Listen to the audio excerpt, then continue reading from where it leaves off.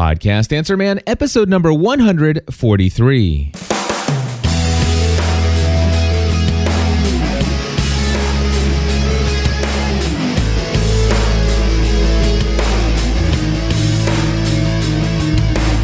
Hello, everybody, and welcome back to another episode of the Podcast Answer Man. My name is Cliff Ravenscraft, and today I have another full show planned out in advance with wonderful content and answers to your questions. First off, we're going to start with James, who wants to know about software, whether or not I've heard about this special software that allows you to design your own WordPress themes.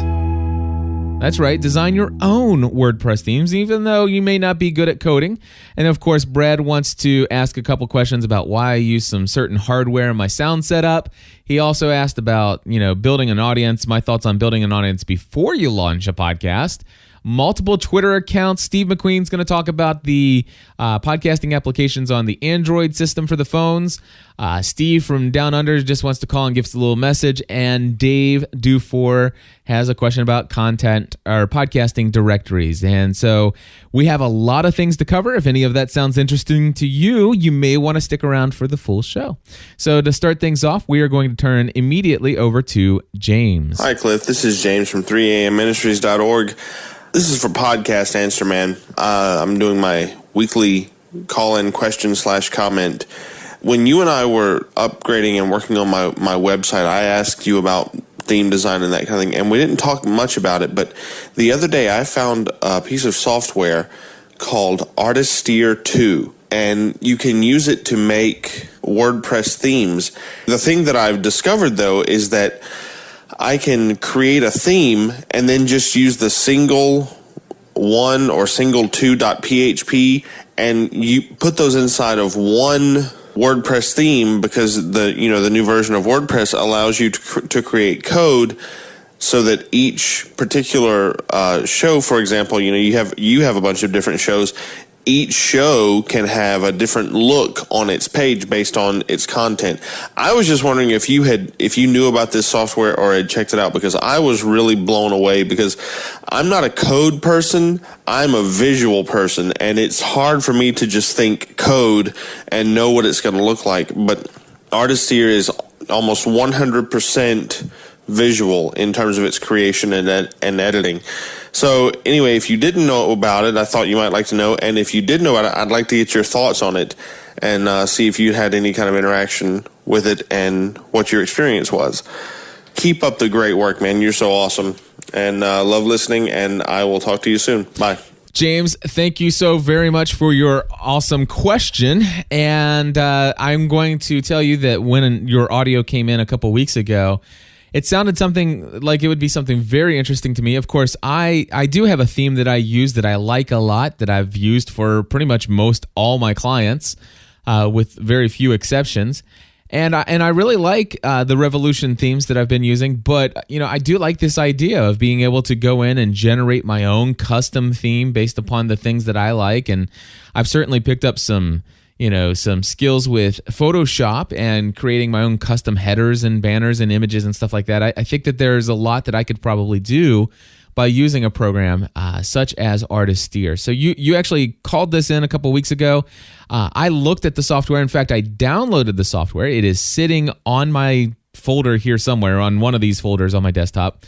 And it's sitting there waiting. The reason why I think is they give you a 30-day free trial, and I wanted to make sure that when I open up and pop it open to see how things look inside of there, see what I can accomplish, I wanted to make sure that I could, that get the full benefit of using that 30 days to find out if this is something I want to buy and even use to help me create some stuff. But I have not yet had the opportunity to look at the software. So first and foremost, I've heard about it because you told me about it.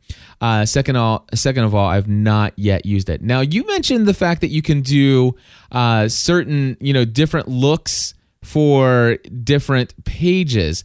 So I'm on your site right now, for example, and I'm looking at some things here. Now, I am noticing that there seems to be a little code that's broken from time to time on the page that's been generated by the theme. I'm sure some of that stuff could kind of be worked out. But from the single PHP and single 2 PHP and stuff like that, I'm wondering if that isn't going to allow you to use those to kind of generate maybe some custom CSS for pages. But I wonder if it would actually work the same if you had categories. Unfortunately, I can't speak with any authority on this particular topic due to the fact that I have not yet checked it out. But it is something that I'd like to look into further, and I plan to do so. I would love to hear anybody else out there. Have you used Artisteer to create your own custom WordPress website, your own WordPress theme? If you have, please email me, feedback@gspn.tv, and let me know that you have done it. I'd love to take a look at the theme that you were able to create using this software to generate it. And of course, I'm sure that James would love to hear that as well. But you can check him out over there at 3amministries.org. All right, so next up, we're going to move on over to, and by the way, that's over at Artisteer.com. Artisteer.com. It's ARTISTEER.com. All right, so moving on, here's what Brad had. He's got like a 3-part question here. Hey, Cliff, Brad West here. I'm calling with a few questions for the podcast Answer Man. I was watching the studio tour, the video that you did, and I was wondering, you showed an EQ and a compressor limiter gate hardware. And I was curious if that is a time-saving measure for, because your production schedule, or did those pieces of hardware do something that Audition or GarageBand or whatever can't do? Also, I was curious about your thoughts. Dave Jackson at the School of Podcasting did a show a while back about gaining an audience before you launched your podcast. And I was curious about your thoughts of building an audience before you started your show. And then finally, I was looking at Guy Kawasaki's Twitter usage, and I remembered, at least I thought I remembered, that you had done a very similar setup. He does his main feed at Guy Kawasaki, and then he does all of his @replies at Guy's replies. And I thought that you had a similar setup where you had @GSPN for your main feed and @GSPN replies for your @replies, but I couldn't find that post. And I'm curious if you did do a show about that, could you point me to it? And if not, could you give me your thoughts on that? Is the separate feed for your @replies a good idea? All right, well, thank you for all the hard work that you put in with the show. I find great value in it. Keep up the good work. All right, Brad, thank you very much for calling in. And so let's take these questions in order. First of all, the studio tour, you did see that I have a Behringer equalizer and also a Behringer compressor limiter gate that I have in a little sound rack that is here. So I do have some hardware that is processing some audio for me. Now, why do I have that? Well, I will tell you first and foremost, the reason why I have hardware is not because of my audio recordings going out to the people who download it on the feeds, because there's usually some post-production work that I do run on all of my files after they're recorded. But it's more for the people who are listening to us live on the web. So we record, I'd say about 90% of our shows are recorded live right now. I think that's a pretty safe assumption that's about that's about the amount that we do live versus recorded without it being broadcast with an audience listening as we're recording. And because we do it live, there are a couple of benefits of having, number one, the EQ, making it sound as good as possible. Honestly, personally, I would have never really purchased an EQ myself, but somebody bought it for me. So I why not use it? So somebody sent that in as a gift. The compressor limiter gate is something that I did purchase, and there are two reasons why I have this. Well, the first reason is also for the live audience. It does some processing of my audio. It kind of beefs it up just a little bit. So there is a difference. If I were to go in and unplug the compressor limiter gate from the chain that the audio flows through, the people on the Ustream, that my voice would sound just a little bit more flat and honestly a little bit more natural than what it sounds like right now. And also, there's another benefit for the live audience that comes in there, and it's that limiter feature. So basically, sometimes Stephanie and I will get to talking, and if we choose to do so, we can get really loud. I mean, we could start. I mean, there have been times on the Weekly Lost podcast in the past that we'll have a disagreement, and we just start yelling. I mean, it's just like, sometimes it's just playing around, sometimes it's real, but sometimes we just have a lot of fun with that, and we get really loud, like I just did right there. And I'm looking at the levels on my Edirol recorder as I'm recording this, and what I noticed is when I got really loud like that, my audio levels did not change. I am hitting the same exact spot. So I can get really loud, and I did not peak my audio. So right here is the same audio level. Matter of fact, I encourage you to open up this episode in an audio editing software and look how flat the recording levels are. I mean, it's steady, solid, top end, flat, all the way from the beginning, all the way to the end. And so it allows me to do that with a limiter. And that's built into this. And of course, there is another huge. The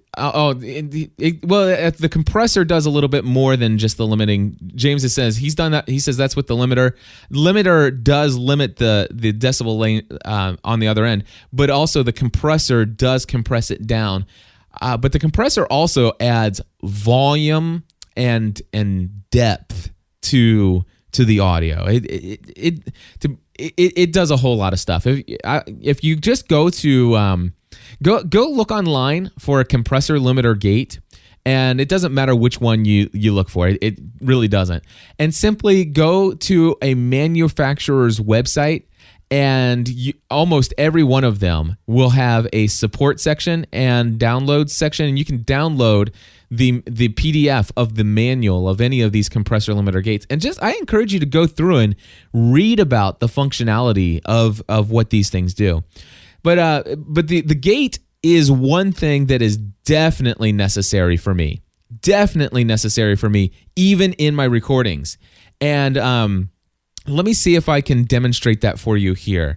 I'm going to call in from my cell phone into the studio line. So give me 1 second. I am going to dial in. I'm going to pause. Okay, so I am back. I paused there for just a second. But what I just did is I dialed in via my cell phone. And I have basically brought in the JK Audio broadcast host. So I have a telephone hybrid that brings the telephone calls into my mixer. Now, on my mixing board, my cell phone is connected, and it is coming through right now. Now, of course, I am muted on my phone, but what I'm going to do is I'm going to mute the microphone here on the board, my Heil, and I'm going to unmute my cell phone, and I'm going to say hi to everybody. Hey, everybody. Oh, wow. That was loud. Anyway, I have to take off my headphones because right here, I'm coming through way too loud and clear, and a little bit of a delay. But anyway, you hear me right now. Now, here's the deal. I'm going to say something, and right now I'm going to stop saying something, and I want you to hear and listen to the silence. Okay, see that? That was completely silent. All right, so now I've just unmuted the Heil. Now here's the deal. It's completely silent. You don't hear anything. Put some headphones on, some earbuds on. You don't hear anything at all. Now, what I'm going to do, now I have my JK Audio going through the compressor limiter gate. Now, here's the situation. If I don't do that, here's what it sounds like. Do you hear that static sound? So here you go. Here's the difference. Now I'm going to talk to you. I got to take my headphones off again, but I'm going to mute the board and I'm going to talk through my headphone or through my cell phone. Okay, so here I am talking to you guys through my cell phone. You're hearing me come in on the JK Audio, but I'm going to stop talking for a second and listen to the static. You hear the static there? Now what I'm going to do is, as I'm still talking to you, I'm actually going to turn the gate functionality back on, And so there you go. Here I am. I'm still breaking through the gate, which basically says anything below a certain volume does not get through. But if you break over that volume minimum, then I'll let that pass through. And that's what this does. So anyway, let me... I just hung up there. And so that is one of the things that one of the reasons why I use a compressor limiter gate. So I there are several reasons that I do use that, Brad, and I hope that helps you out. And as far as the one that I'm using, hold on, I'll tell you.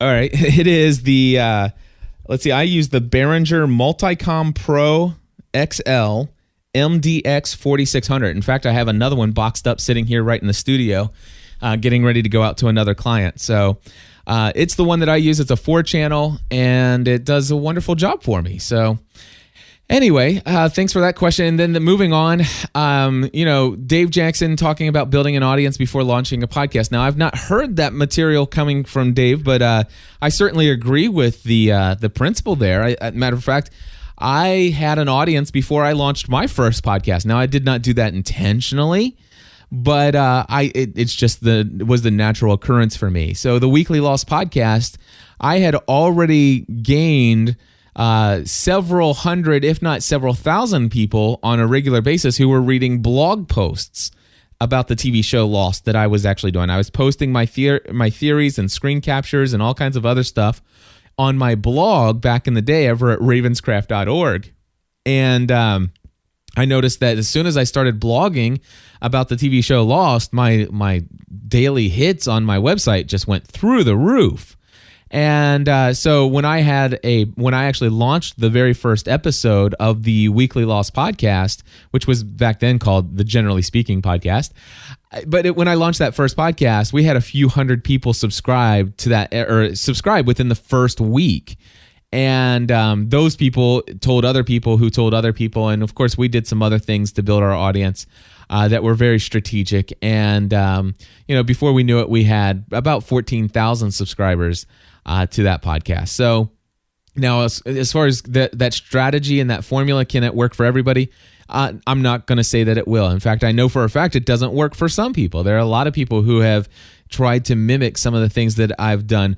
We certainly hit the market with the Lost podcast at the right spot at the right time, and certainly had some benefits there. But there are some things that you can do, and we're going to talk a little bit more about that. But this idea of building an audience before you come, build it, number one, I think the opposite is true as well. Start a podcast and then grow it. You grow an audience. It's up to you. I don't think you have to do one or the other first. Number one, create content and people will come. And if whether or not you build that audience with a blog first, or you build it with a personal brand, or whatever you build, and then create a podcast, that's great. But I think you can start a podcast, and as long as you're passionate about it, then put forth some effort and make it happen and make it great, and people will come. So but I do like the idea of building an audience and kind of saying, okay, you know what? Here's to you, the community. I want to give you something extra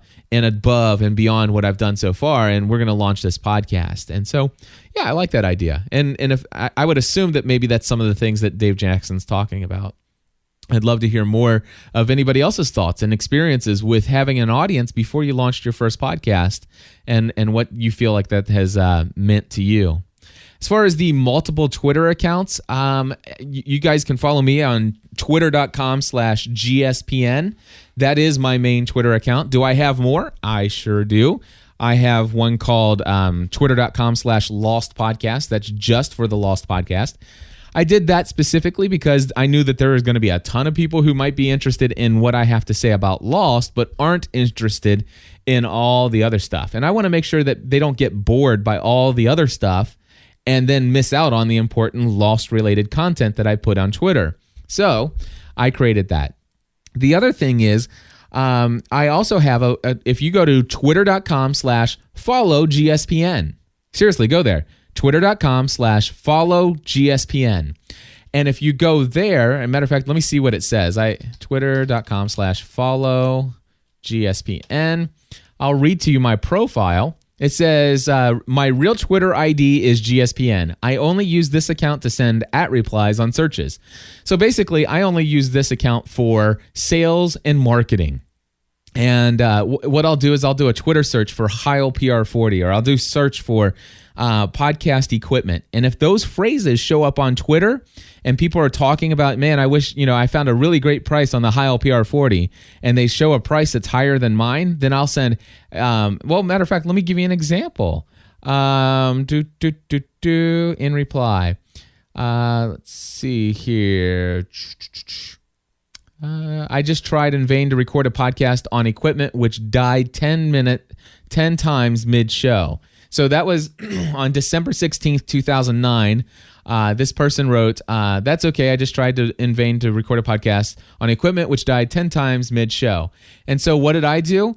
I signed in as I have a program that allows me to have all of these accounts open at the same time. But anyway, which is, by the way, Hootsuite, HOOTSUITE.com. Anyway, so I go in there and I said, at so-and-so, heard you're having issues with podcast equipment. Have a look at my podcasting packages and let me know if you have any questions. And I put a link to that. And that, I had done that the same day she put that out. And then, of course, there was another person who put on Twitter. I think this is the one that's really interesting. No, that's not it. But anyway, somebody had mentioned something about the fact that they were looking at equipment and that they didn't realize that a decent podcasting studio setup was going to cost them, thousands of dollars. And of course, I responded. So when I go out and I'm doing quote unquote Twitter cold calls, which by the way, I'm too busy to do anymore, but when I do those kind of things, I kind of do those off the GSPN thing, because I that's really just me out there trying to drum up business. Now, as far as the few thousand people that are following me on Twitter, and I'm doing @replies to my friends and having conversations with people and having real conversations that add to conversation, that carry the conversation forward. No, I don't have a separate account for that. GSPN is who I am on Twitter, and so I basically tweet about live shows. Occasionally I'll tweet about important, news and updates related to podcasting and new media. Sometimes we'll throw out a thing about, the TV show Lost. But I also use it to respond to people publicly via @replies. So I carry one Twitter account for my main brand. But I do have a separate account for my quote unquote seemingly spammy type of activities when I'm actually doing cold calling via Twitter searches. So anyway, Steve McQueen has a question, actually more of a comment than anything, all about his Google Android phone and podcasting clients. Hey, Cliff, this is Steve from the Motorcycle Nation podcast, and I have a question for the podcast answer man. I have recently switched over to an Android phone, and it's been hard trying to find a decent podcatcher to catch on my podcasts. But I finally found one. I tried Listen Out, but I didn't like Listen very much. It's got some drawbacks. Audio only is one of them. You can't download any video podcasts. There's cumbersome navigation, and searching for podcasts is really poor. I did finally find a very good podcatcher in the market. It's called Dogcatcher, and this one is really nice. It's got auto downloads, automatic delete once you're done listening. Supports audio, video, and text. The interface is much nicer. Navigation's really simple, and the only thing that I've found with either one of these is I haven't been able to incorporate my Plus feeds with GSPN or any other premium content that I may have owned or do own.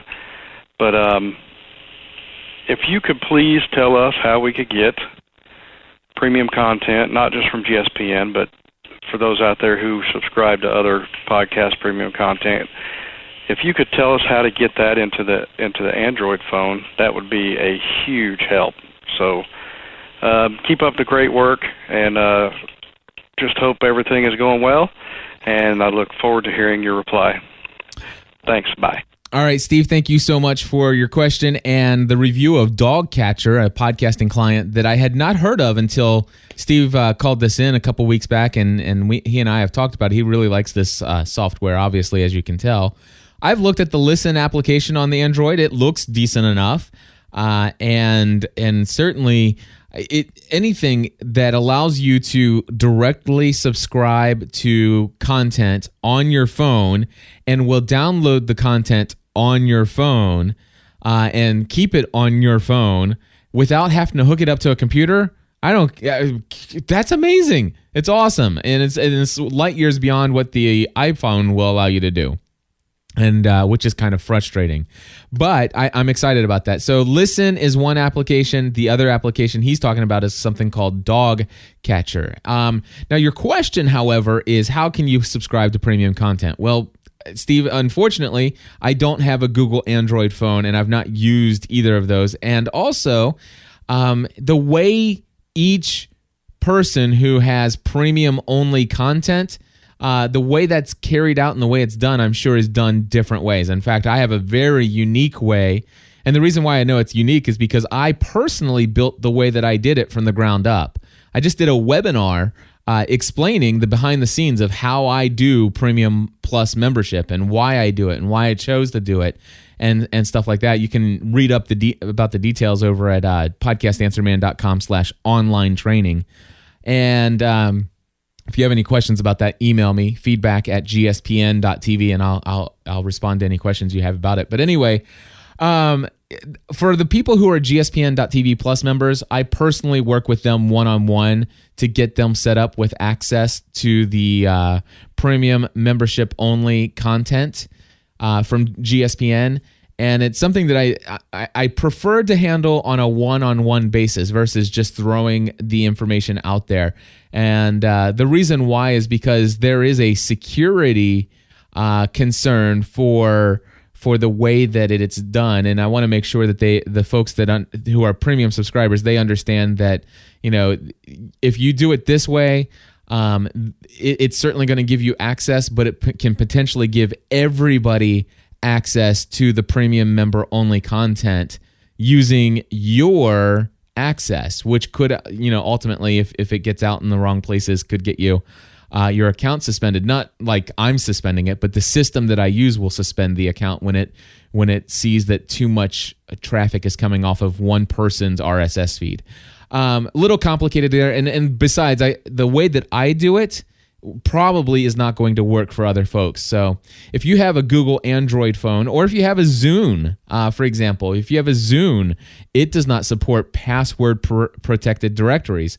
And so therefore, if you're a Premium Plus member subscriber of our content and you would like to be able to get your an RSS feed that will work with whatever software you have, all you need to do is contact me, feedback@gspn.tv, and I'll work with you. We'll make sure you have the access that you desire. And for those of you who are out there using Dogcatcher, do me a favor. If you happen to work through that solution and use that software, just do me a favor. Don't go in and add that your Plus subscription feed into that directory where you can share it with everybody. But anyway, Steve, I'm sorry I couldn't give you more details, but I do thank you for letting people know that the Android is light years ahead of the iPhone as far as phones are concerned for getting podcasts. I think that's excellent, and I'm glad to hear that this Dogcatcher software is now available. All right, moving along to Steve from Down Under, and basically this is not a question. He just had a comment. So this came in, as you will hear in just a second, several weeks ago. G'day, Cliff. It's Steve Vischer here from Melbourne, Australia, and I'm from the Playing Crazy Down Under podcast. Just wanted to thank you for all the help that you've given to me this year. It's been really fantastic, and it's really helped me to improve the quality of my podcast, I think.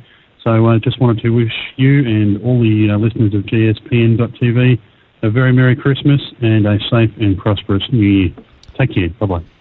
All right, Steve, thank you so much, and we're very delighted to get your message all the way from Down Under. Thank you for, you obviously called the listener feedback line there, and so thank you for spending the dime to give us a call and wish us a happy and prosperous New Year. And things are looking really good here at podcastanswerman.com.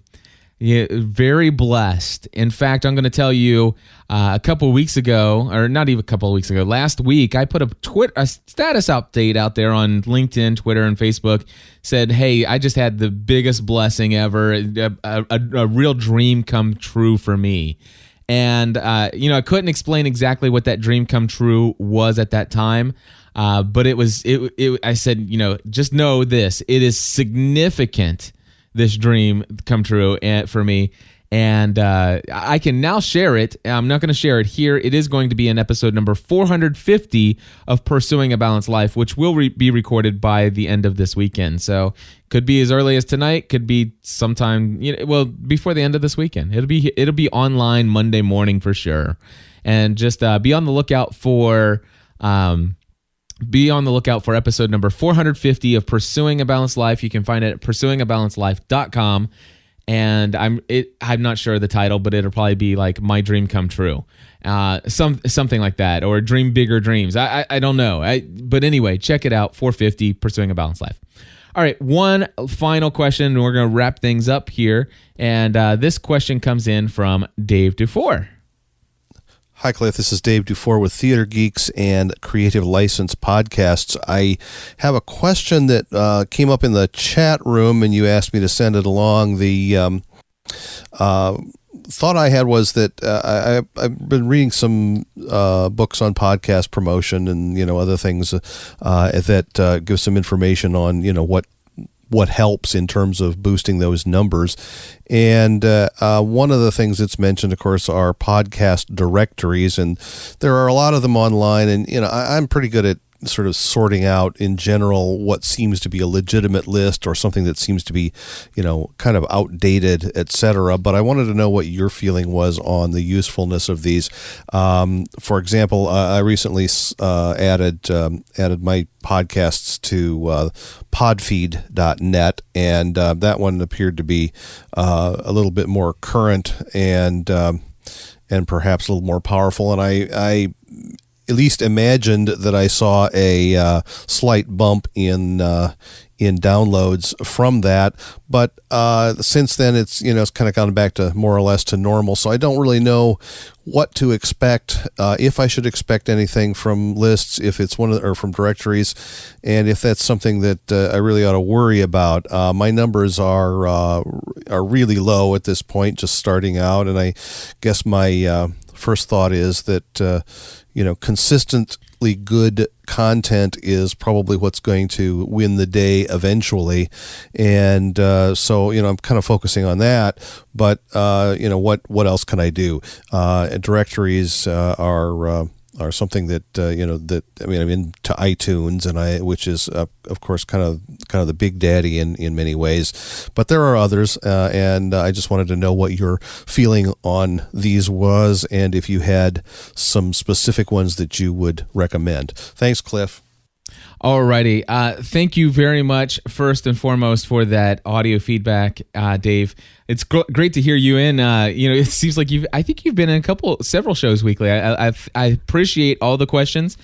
For those of you, by the way, who want to send in your audio questions and feedback, you can give us a call on our hotline, our phone voicemail hotline at area code 859-795-4067. Again, that's 859-795-4067. Of course, you could do what Dave just did, and several others do, is just record it in an audio file in any recording format that you choose. Just email it over to feedback@gspn.tv. Again, that's feedback@gspn.tv.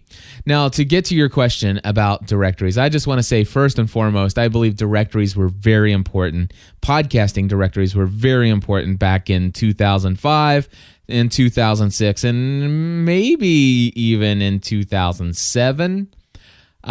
Today, I personally, I don't have any statistics to back this up.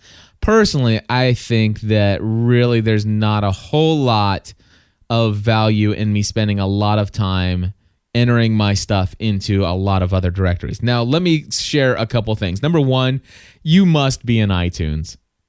Where do people find my content? I ask everybody. So if somebody says, hey, I really like your show and I enjoyed it, thank you for that, I respond, hey, how did you hear about us? You know, what show are you listening? What other shows are you listening to? You know, and stuff like that. I obviously, number one, I'm interested in forming a relationship with anybody who would contact me. And number two, I'm interested in knowing how they found out about our show. Here are 3 ways that people hear about my show. I will tell you that approximately 70% of our audience find out about it through an iTunes search. I don't know what the breakdown is for the rest, but a majority of it's iTunes. We are listed well with the right keywords and search categories and all that other stuff. So, and our shows have names that are very descriptive of what the content is, and we usually try to do artwork that isn't just thrown together but has a visual appeal and kind of even communicates what our show is and even communicates the quality of our show. So those are all things. You got to be in iTunes, but more than just being in iTunes, you got to look good in iTunes. All right, seriously, you got to not just be in iTunes, but look good in iTunes. Then, of course, there are the folks who find our shows as a result of a Google search. All right, a lot of people finding us on Google, and well, that just comes from having a website and a presence and making sure that Google has access to crawl your website. That's one of the reasons why I love WordPress. I know that Google likes WordPress formatted sites and the way that it lays out the content, and you need to make sure that you go into your privacy setting and make sure that you say that it's okay for search engines to crawl your website. Very important to check that settings. So just go into your admin, your dashboard of your WordPress installation, go down to settings and look at privacy. Make sure, or is it privacy or security? I can't remember. But anyway, one of them, there's an option to block search engines or to allow them. And so I encourage you to make sure you're checking that out. But those are the two main places. Now, I will tell you that I have a third source of my audience where they find us. And there are sometimes this cuts into the 70% that find us on iTunes. Depending on what I do, this one really jumps up from time to time. And it will be from other podcasters. I'm not kidding. Other podcasters and other podcasting communities, but mostly other podcasters.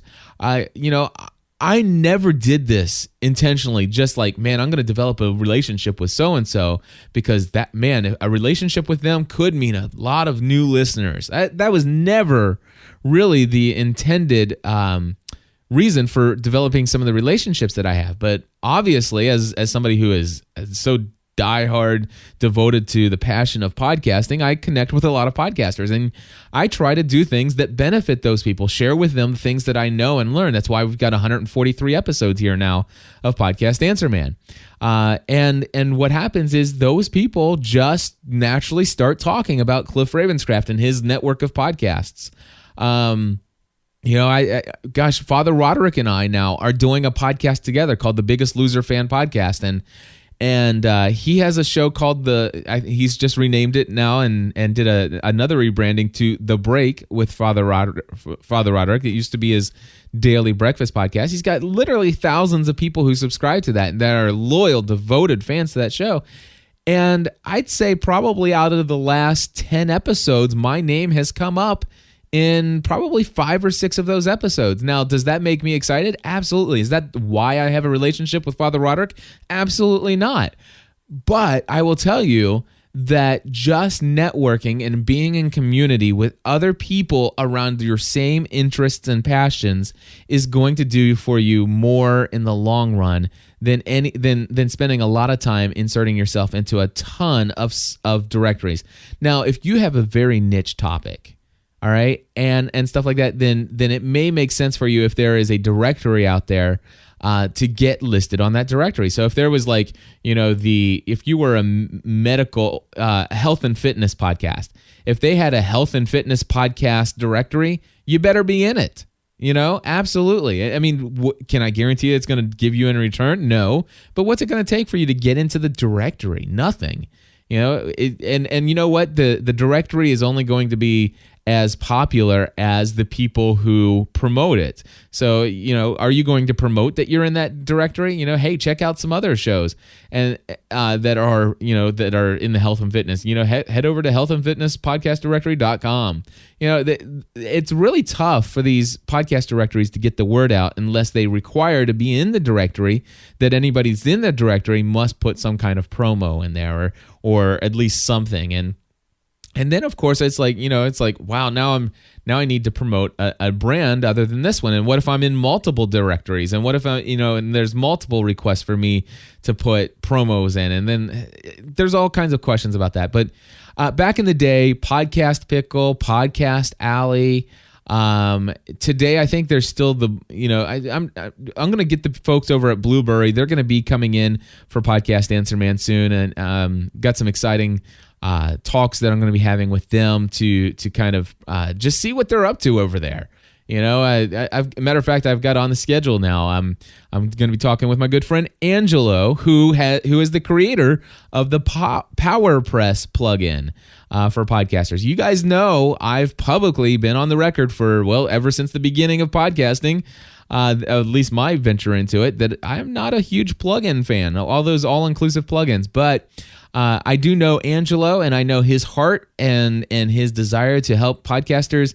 And he's convinced me that, they've done some new things. In fact, he's incorporated some things that specifically I inspired them to include for, being able to podcast multiple different podcasts from the same WordPress installation and still use PowerPress to handle and modify all of that. So I've got a meeting coming up with him. I'm looking forward to maybe coming back and maybe updating my view of a certain plugin. I then again, but after that meeting, if I say no, if it hasn't changed my view, I'll come back and I'll just say, you know what, the plugin works great, does what it's advertised to do, but I still prefer doing it without the plugin. And you'll get an honest review from me one way or the other. But I'm just excited that Angelo reached out to me and says, hey, I'd love to just spend some time with you and let me just show off what we've done over here.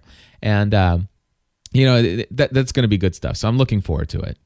And also, I think I'm going to have Todd, who is, I think he's the founder of Blueberry, Raw Voice Blueberry. Again, the whole organizational thing over there. I know these guys. I'm friends with these guys, but I don't know a lot about them. And they're Blueberry's pretty big in the podcasting space. So I think it's going to be fun to have Todd on. We've had Todd on Podcast Answer Man before, back when Michael W. Gohagan had claimed that podcasting was dead. And of course, we brought Todd on to help people who were stranded by Podango. Oh my gosh, was that horrible. But anyway, by people who were stranded by Podango closing up shop and giving people like 4 days notice to move their content. We brought Todd in back then to say, he had made an offer to host people's content for free for a period of time and to help them with some transitional tools that made it quick and easy for them and painless to switch some stuff over. So, these are good guys over there, and I'm looking forward to talking to them and then giving you some updated thoughts on those things. So we'll see how that goes. But yeah, those directories, my suggestion is, how much time does it really take yourself to put yourself into a directory? I've never seen one that's taken more than 5 minutes. All right. So knowing that it doesn't take more than 5 minutes to get you into a directory, my suggestion is this, that you do a search on Google for podcast directory.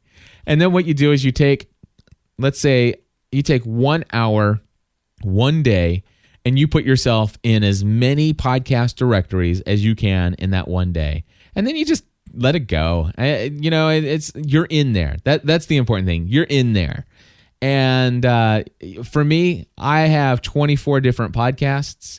And when I create a new podcast, there's only one place I go, and I go to iTunes. That's it. That's the only directory I put a brand new podcast in. It's just iTunes. And of course, I make sure that my content shows up in a Google result. And beyond that, I really don't play around with the other podcasting directories. And our audiences grow.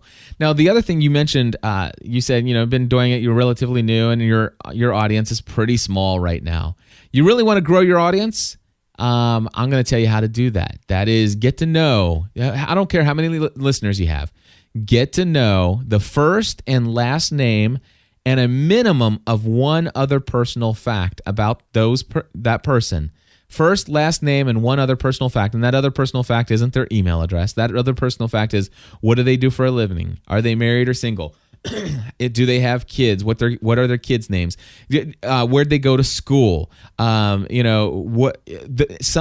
personal. Get to know the first and last name and a minimum of one other personal fact of at least 25% of the number of subscribers you have. Do that, my friend, and do so because you're genuinely interested in building a relationship with those people, and you will watch your audience grow. It is a formula that is, as far as I'm concerned, I've not seen it fail yet. Now, will it grow at the rate that you desire? I don't know. I don't know. There is no formula for how fast this stuff happens. All I know is this. When I develop relationships with people that are authentic, real, genuine, caring relationships, and I'm offering things of value and I bring things to the table, then they desire nothing more than to return value to me. And what happens is they talk about me. They talk about the content that I produce and how much, they enjoy it. And when they do that, other people say, wow, I'll go check that out. And that leads to more listeners. It just happens naturally that way. So, and by the way, what is a small audience anyway? What is a large audience?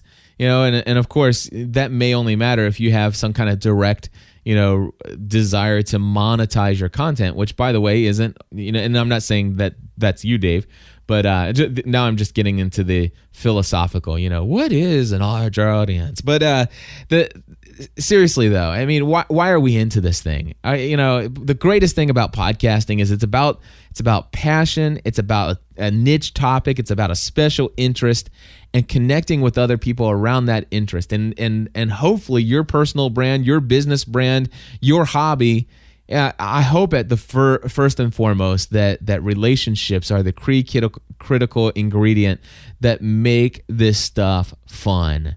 And if it's not, then you might need some other ways. And not talking to Dave here, but if building relationships with people is not fun for you, and you just there's no time for that. We just ain't got time to be having no relationships with people. We can't answer those people's emails. We don't have time for Twitter. Well, you heard me talk about that last week. So, you'll need to find another way to grow that audience if that's the mindset and philosophy. But I know that that's not true for Dave. And so, Dave, I'm looking forward to, tell you what, next time, call us up on the listener voicemail hotline. Tell me somebody that you met through your podcasting. And that, tell me their first and, just tell me their first name, what city they're from, and one other personal detail you learned about them, and how a relationship with that individual has led somebody else to listen to your podcast. And the only way you're going to get that story is if you start going out and making that story happen. And I'd be excited to hear anybody else who can confirm this. And I know you're out there because I know it's happened. I know that I've worked with a lot of you listening to this, that you've told me that this absolutely has been the single best advice that I've ever given. And it continues to be that. So anyway, we're going to wrap up here. I just want to say thank you to all of you who have purchased the podcastanswerman.com bootcamp webinar series. Wow. I didn't realize it would take off this big. There's been a temptation to take off the limit of 14 people, but because it's like, man, I see dollar signs. But no, the limit's still going to be at 14 people. But here's what I've decided to do by popular demand. Is this, I am recording the video and audio of this stuff locally. Video and audio together. It's a video product. I am recording it here locally. I am recording it in high quality audio locally and bringing in the video. And I'm doing post-production. So every webinar that I'm doing will be made available 1 week after the actual webinar is delivered. So if you want to sign up, by the way, there are only 4 spots open right now for next Tuesday's event, or this coming Tuesday's event, the Adobe Audition 101, why I use Adobe Audition and how I use it. It's basically the basics of editing with Adobe Audition. That webinar is coming up on the 19th. There's only 4 spots open left in that, so if you want that, get it fast. For anybody who wants that after the 14 spots are taken, then just let me know. I will open it up and add you with the ability to get you registered for that, and you will be able to get it 1 week after it's done. And of course, I'm doing that. I've decided to do that on all of them. In fact, if you really wanted that, I've had a lot of people ask this, Cliff, I really wish I could have got that how you do premium membership, the behind the scenes look, which, by the way, let me just say real quick, that is not a step-by-step tutorial on how to go and do what I've done. It is a behind the scenes look. The rest of these are kind of a tutorial. This one is more informational, and it's a lot about philosophy of whether or not would I do back then what I do, knowing what I do. Anyway, would I still do it the same way? Would I still do premium only content for GSPN.TV? What have I learned? What mistakes have I made? And then showing you, how I came up with password protected directories and how I got unique feeds. And I do show a lot of the software solutions that I use. But you're not going to walk away from that with a step-by-step, let me just follow the screen and then build this myself here. The WordPress, basics WordPress for podcasting, now that is one that you'll be able to go side by side and say, I can do this, and just follow it step by step and you'll get it. So just so you know, those are different. But if you still want that, it is available. You need to contact me. Feedback at gspn.tv if you want any of this stuff beyond the 14 and if the class has ended. So again, just go to podcastanswerman.com/online training for more information about those products. Anyway, I just want to say thank you for subscribing to Podcast Answer Man. If you want to hear about the big dream that came true for me and how podcasting made it all happen, then I would encourage you to go to pursuingabalancedlife.com and be on the lookout for episode number 450. Talk to you all later. God bless you. Until next time, join the community.